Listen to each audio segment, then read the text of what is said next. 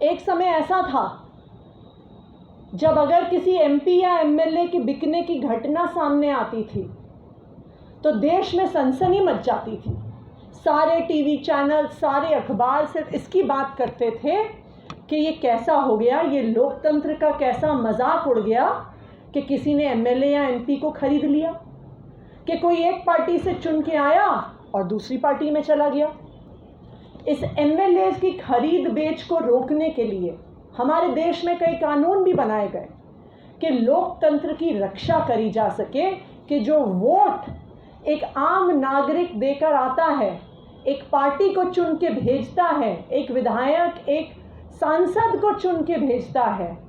उस वोट की इज्जत रखी जाए, इस लोकतंत्र की, हमारे संविधान की इज्जत बरकरार रखी जाए। इसके लिए देश में कई कानून लाए गए। लेकिन कांग्रेस और बीजेपी की दुआ से आज एमएलए का खरीदना, एमएलए का बेचना एक आम बात हो गई है। तो जब गोवा में बात होती है कि एमएलए कांग्रेस के भारतीय जनता पार्टी में जा रहे हैं, तो हमारे पूरे देश में आज कोई पलक भी नहीं झपकता, क्योंकि उन्हें पता है कि जब भी कांग्रेस के एमएलए जीत के आते हैं, वो या तो एक हफ्ते में या एक महीने में या एक साल के अंदर भारतीय जनता पार्टी में चले जाते हैं। एक तरफ कांग्रेस के विधायक हैं जो बिकने को तैयार रहते हैं, दूसरी तरफ भारतीय जनता पार्टी है जो साम दाम दंड भेद से कांग्रेस के विधायकों को खरीद कर अपनी पार्टी में लेने के लिए तैयार रहती है।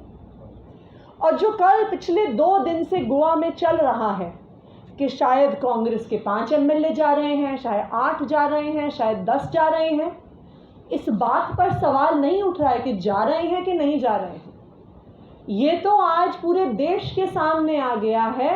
कि कांग्रेस के एमएलए गोवा से जो कुछ ही महीने पहले चुन के आए हैं,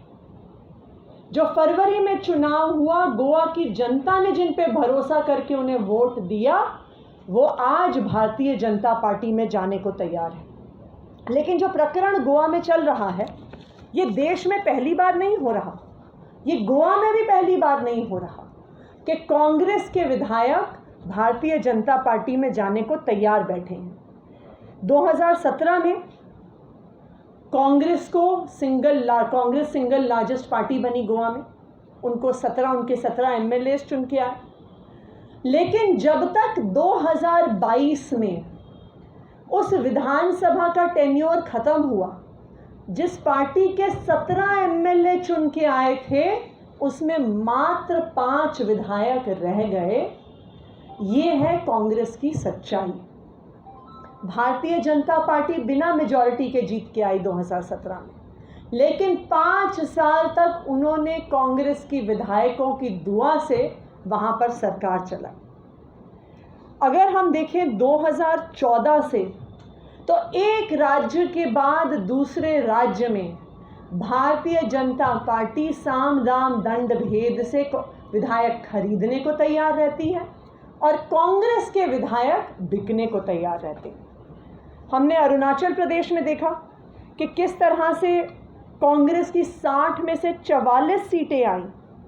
लेकिन कांग्रेस के विधायक पेमा खांडू जी ने अपने 33 विधायकों के साथ अपनी पार्टी बदल ली और भारतीय जनता पार्टी में चले गए। फिर से हम देखते हैं कि कांग्रेस के विधायक बिकने को तैयार थे,